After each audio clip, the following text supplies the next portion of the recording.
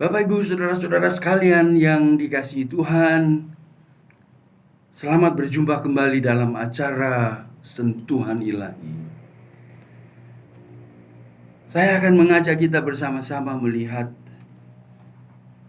sebuah peristiwa mujizat yang dikerjakan oleh Tuhan Yesus yang terdapat dalam kitab Injil Yohanes pasal yang kelima. Yesus datang ke sebuah tempat di Yerusalem di mana ada sebuah kolam yang disebut kolam Bethesda. Di kolam itu ada banyak sekali orang yang sakit. Dan mereka semua menunggu saatnya ketika menurut kata orang, malaikat Tuhan datang menggoncang, mengocok air dalam kolam itu. Dan barang siapa yang pertama kali turun ke dalam air itu akan sembuh dari penyakit apapun.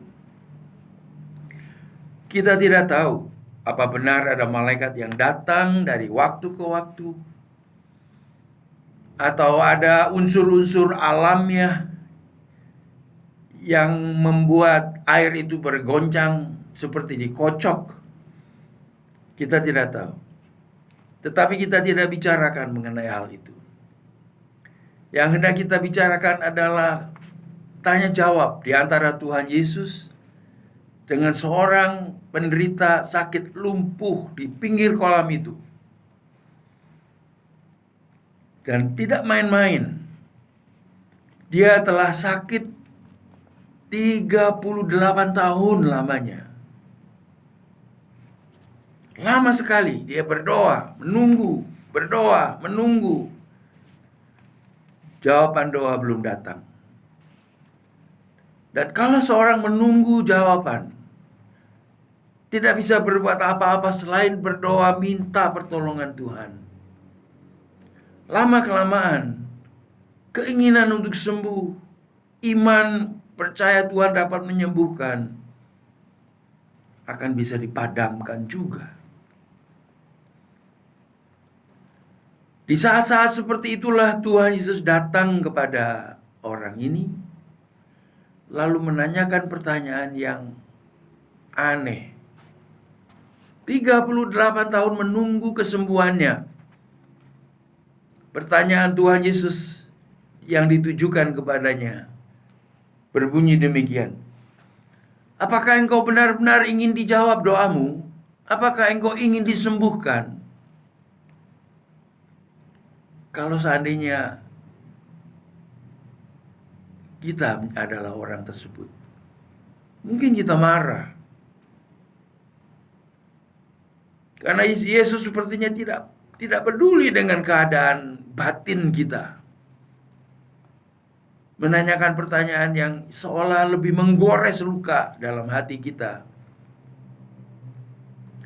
Mungkin kita kecewa dengan pertanyaan Tuhan Yesus.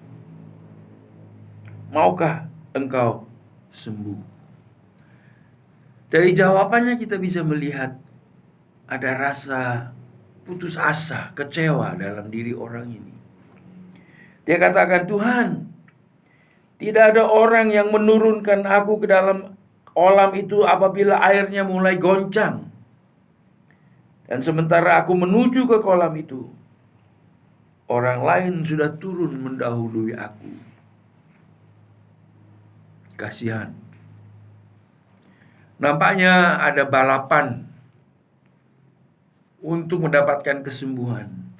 Kita tidak bisa menyalahkan, karena semua orang yang sakit di situ tentu menginginkan kesembuhan secepatnya. Dan tentu mereka tidak peduli sudah berapa lama seorang sakit. Tidak ada sistem antrian di sini. Siapa cepat dia dapat. Dan orang ini selalu gagal. Sehingga dia dengan kecewa mengatakan, tidak ada yang tolong saya. Mungkin saya harus sakit seperti ini sampai saya mati. Sekali lagi Tuhan Yesus bertanya, maukah engkau sembuh? Setelah jawabannya mengapa dia belum sembuh selama ini, Yesus langsung berkata kepadanya, "Bangun, bangunlah, angkat tilammu, angkat kasurmu, angkat tempat di mana engkau berbaring, dan berjalanlah." Orang itu disembuhkan seketika. Kisah selanjutnya membuka pengertian kita lebih dalam lagi ketika dia ditanya, "Siapa yang menyembuhkan kamu?" Karena pada waktu dia mengangkat kasurnya berjalan pulang setelah disembuhkan, hari itu adalah hari Sabat. Dan bagi orang Israel, hari Sabat adalah hari di mana mereka harus istirahat total, tidak boleh bekerja, termasuk mengangkat kasur, walaupun itu kasur hasil dari kesembuhan yang dia terima hari itu. Begitu ketat orang-orang Israel, pemimpin-pemimpin agama menjalankan peraturan agama dengan tidak memperdulikan faktor-faktor yang lain. Pokoknya aturan agama harus diikuti. Titik. Dan orang ini yang sudah 38 tahun sakit, waktu dikatakan oleh Yesus, "Bangunlah, angkatlah tempat tidurmu dan berjalanlah." Seketika dia mendapat kekuatan yang dahsyat dan dia sanggup berdiri, sanggup mengangkat tempat tidurnya. Dia tidak pikirkan lagi soal larangan-larangan dalam kehidupan beragama. Dia sudah mengalami kesembuhan itu. 38 tahun menunggu. Dan setelah sembuh, harus menunggu lewat hari Sabat. No way. Seketika itu juga dia bangun. Dan itu menimbulkan kehebohan. Orang-orang melihat dia dan mulai menghentikan dia, bertanya-tanya kepadanya, "Di mana kamu disembuhkan? Siapa yang menyembuhkan? Bagaimana cara kau disembuhkan?" Dia coba jelaskan itu semua menurut apa yang dia tahu. Lalu ketika ditanya, "Siapa yang menyembuhkan engkau?" Wah, ketika itu orang-orang yang ingin melihat sudah berkerumun begitu banyak, berdesak-desakan. Dia tidak melihat lagi Yesus yang menyelinap pergi. Dia cari, dia tidak tahu. Dia bilang, "Aku tidak kenal dia. Dan aku tidak lihat dia ada di antara kita saat ini." Lalu Yesus berkata, pada hari-hari berikutnya bertemu dengan dia di bait Allah.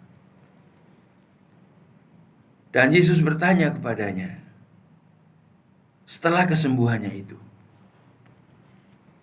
Atau lebih tepat lagi, Yesus katakan kepadanya, "Hei, kamu sudah disembuhkan. Jangan berbuat dosa lagi."